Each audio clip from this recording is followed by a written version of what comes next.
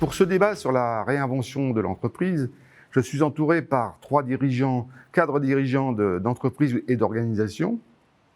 Jérôme Nanty, DRH de Carrefour, Xavier Procetta, DRH du groupe Bolloré, par Miss Youn, qui est directrice générale adjointe de Pôle emploi, et je suis entouré aussi par Nawal Mrani Alaoui, qui dirige le service People Consulting de notre partenaire EY. Jérôme Nanty, je vais commencer par vous. Chez Carrefour, la réinvention était en fait au programme, la transformation était au programme depuis 2018, depuis un programme qui s'appelait à l'époque Carrefour 2022. Et ce programme, et vous allez nous raconter tout ça en détail, a été quand même fortement impacté par la crise que nous connaissons maintenant depuis 1 an.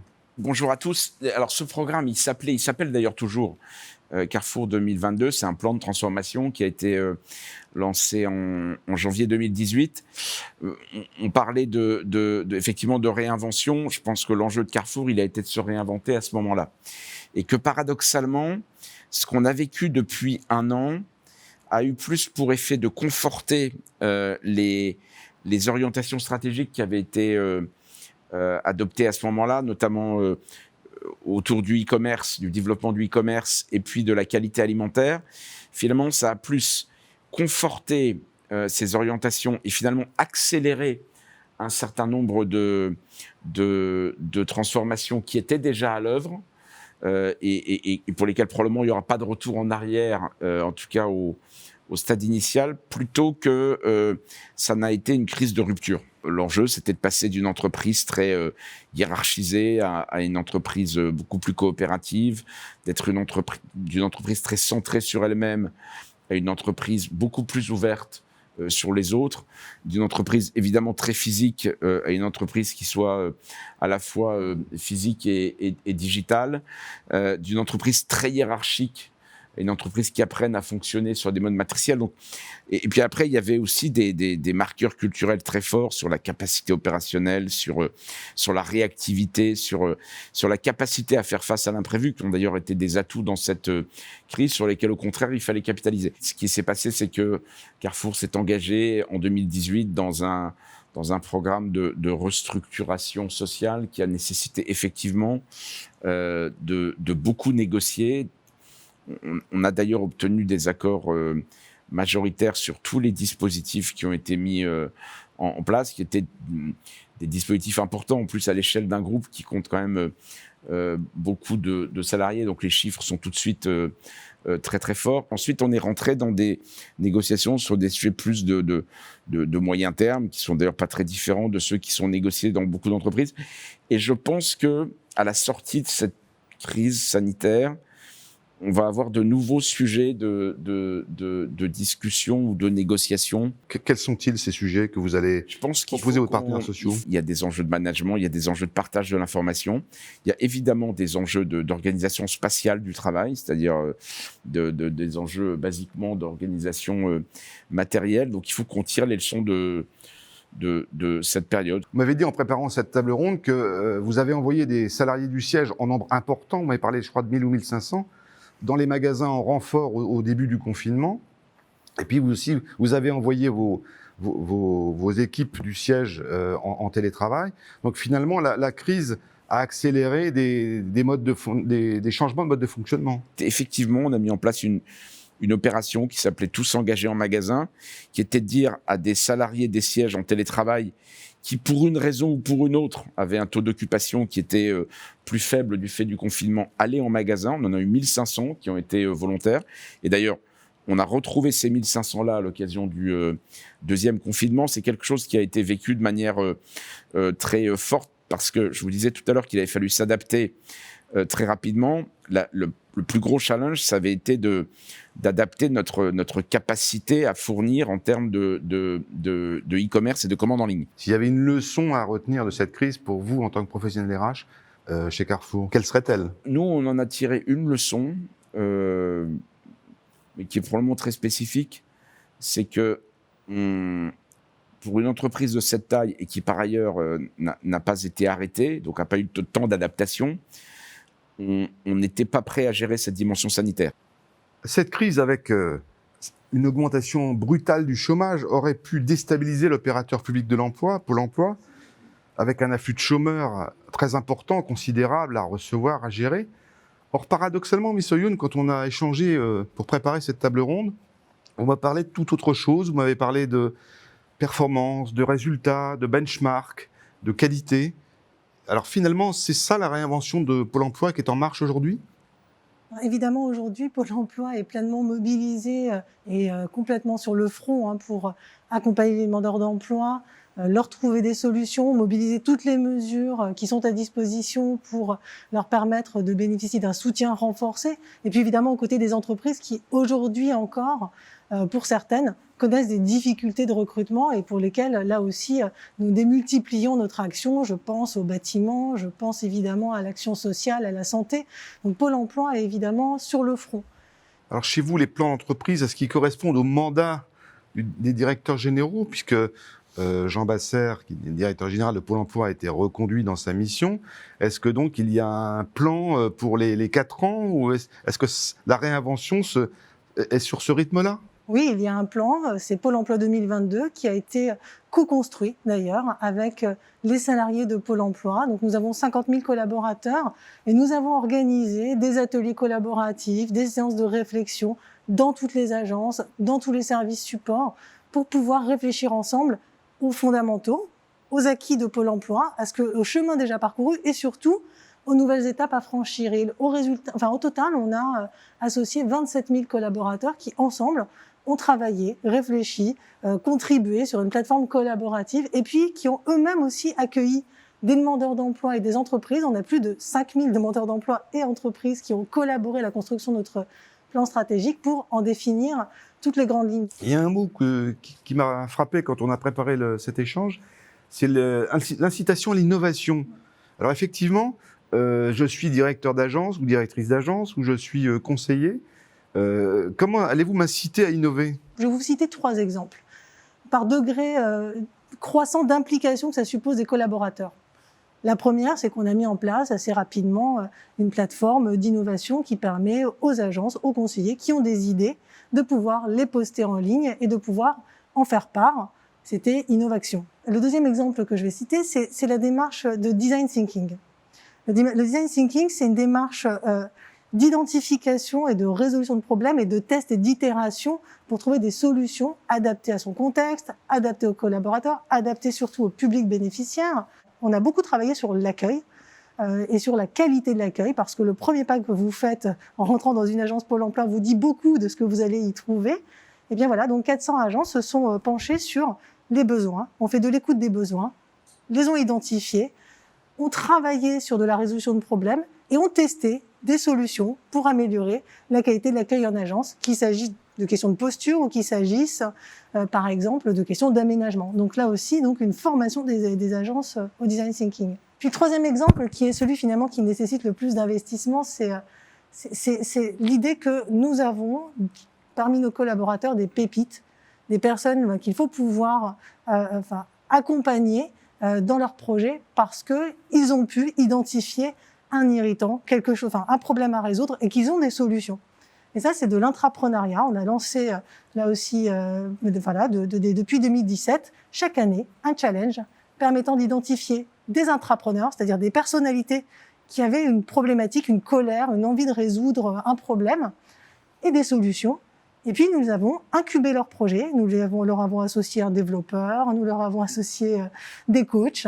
Et nous avons développé, grâce à ces intrapreneurs, donc on en a accompagné une douzaine à ce stade. Donc on a développé en gros quelques services digitaux qui sont aujourd'hui des services digitaux phares de Pôle emploi et qui sont parmi les plus utilisés grâce à ces collaborateurs qui avaient des frustrations et qui avaient envie de les résoudre. Alors avec vous, Xavier Brossetta, on va changer de culture, on va changer d'entreprise, on va même changer de continent, puisque le groupe Bolloré est présent dans à peu près dans tous les pays du monde. Comment est-ce qu'on peut, dans un groupe familial, donc avec un actionnaire familial fort, sur des activités diversifiées, comment est-ce qu'on peut réinventer, au fond, donner de nouvelles perspectives, un nouveau projet aux collaborateurs ? La culture managériale de Bolloré est très, très marquée par une très forte délégation vers les niveaux très opérationnels, avec donc une très forte décentralisation des décisions qui sont confiées en fait à des managers qui sont proches du terrain et des managers également, et qui sentent le client, qui voient les besoins et qui ont quelque part les libertés et l'autonomie, si vous voulez, pour faire ce qu'il y a de bien pour le client.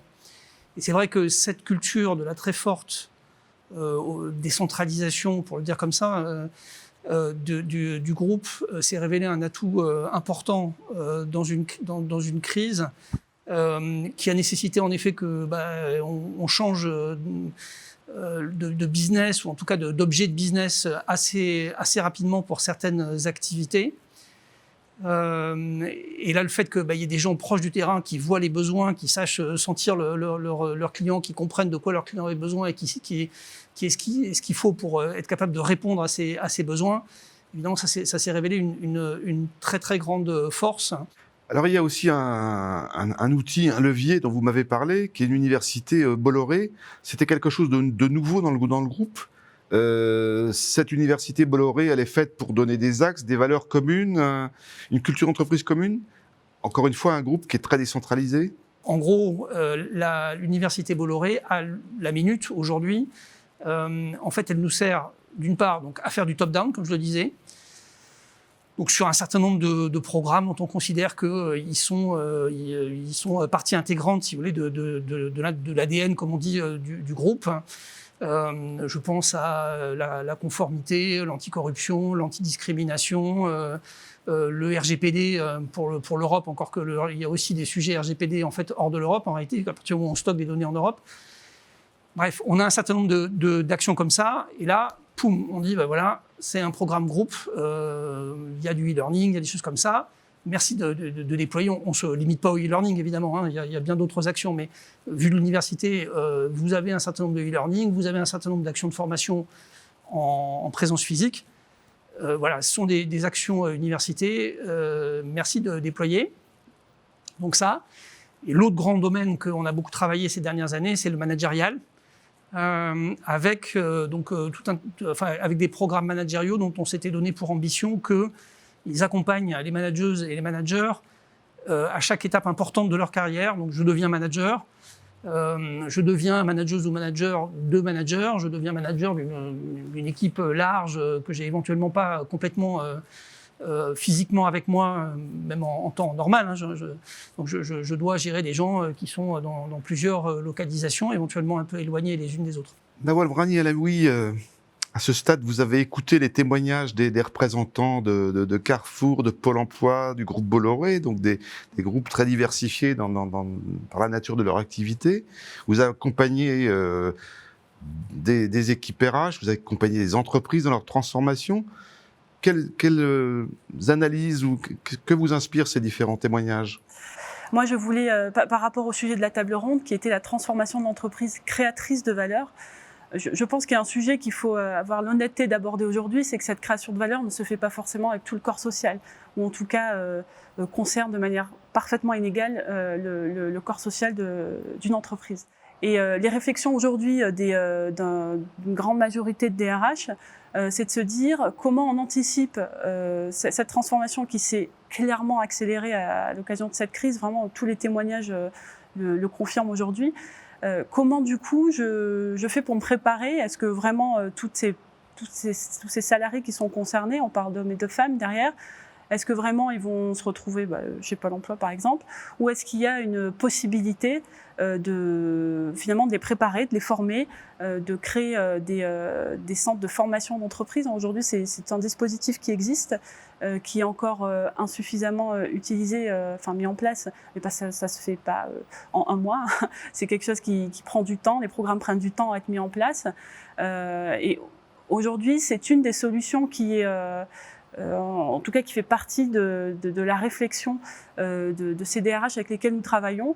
Donc le CFA, mais qui n'est pas adapté à tous les métiers évidemment, mais bon, le CFA pour faire évoluer le métier de certains métiers plutôt pénibles ou assez difficiles, les faire évoluer pour les 3, 4, 5 prochaines années en intégrant les nouveaux outils, les nouveaux critères de performance, on en parlait tout à l'heure, hein, ça fait aussi partie de l'évolution du métier, mine de rien. Et ça, c'est une des solutions. Pour que la vraie transformation de l'entreprise, qui est censée créer de la valeur, ne laisse pas trop de salariés sur le bas-côté. Les transformations ont lieu, elles s'accélèrent, elles touchent inégalement le corps social. Du coup, en tant que DRH, depuis ce matin, l'ensemble des tables rondes qu'il y a eu à l'occasion de ce forum montre que de toute façon, cette transformation-là ne va nécessairement pas toucher de la même manière tout le monde, tous les emplois, en fonction des qualifications, de l'expérience, etc. La seule, je dirais, le point important qu'il faut souligner aujourd'hui pour les DRH qui nous écoutent, c'est que cette réflexion-là, aujourd'hui, il faut avoir l'honnêteté de se poser la question et de mettre, je dirais, les mains dedans, d'imaginer les financements possibles, les budgets possibles, parce que souvent, il y a des solutions, alors plus ou moins onéreuses, je dirais, mais il y a des solutions possibles pour que finalement ceux d'aujourd'hui dont l'emploi est menacé continuent demain l'aventure. Et en plus, en tant que DRH, c'est au-delà de la satisfaction de garder ses salariés, bien entendu, il y a aussi le fait que vous capitalisez en fait sur des salariés qui connaissent bien la maison, qui connaissent la culture, etc. Donc ça peut aussi faciliter par rapport à des recrutements totalement extérieurs qui parfois la voie utilisée, la voie facile, de se dire cette compétence-là, je ne l'ai pas dans la maison, pour ma transfo de demain, pour créer de la valeur demain, je vais la chercher à l'extérieur. Bien sûr, c'est une solution. On peut aussi imaginer investir dans un profil interne, je dirais, pour accompagner cette création et cette transformation d'entreprise. Si on veut faire une synthèse au fond de cette table ronde et reprendre des propos qui ont été ceux de Gilles Gatteau, le directeur général de l'APEC ce matin, pour dépasser cette crise et pour réinventer l'entreprise, il va falloir au fond être inclusif, être collaboratif et être imaginatif. Et là, dans cette dernière dimension imaginative, ça va être tout le rôle de la fonction RH.